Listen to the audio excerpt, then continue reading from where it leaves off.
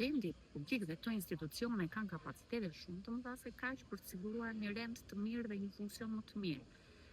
Këta të rinj janë lehtë identifikueshëm. Këta qarkullojnë vetëm në 3 rrugë kryesore.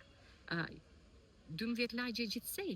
Kështu që nuk është vështirë të identifikosh, ti parandalosh, ti këshillosh, të japësh masa paraprake, të mos tolerosh dhe në këtë rast ne parandalojmë. Parandalojmë raste fatale si rasti fundi që ne dëgjuam dhe u tronditëm të gjithë.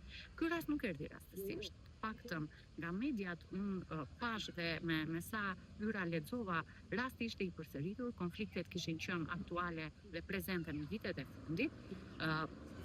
Konkretisht agresori ishte marrë disa herë nga forcat e rendit, pra ai duhet ishte një njeri nën vëzhgim, nuk duhet ishte i lirë dhe çdo lëvizje e tij duhet ishte e kontrolluar nga forcat e rendit. Në këtë rast ishte parandaluar një tragjedi. Si ajo që ndodhi. Me keqardhje them si një qytetare e këtij qyteti, them që ka neglizhencë të ushtrimit me kompetencë të përgjegjësive dhe detyrave institucionale në këtë rast. Familja patjetër ka rolin e vet, shoqëria ka rolin e vet, por të dyja në mënyrë të shkëputur, pa ombrellën e madhe që janë institucionet shtetërore, nuk mund të dalë.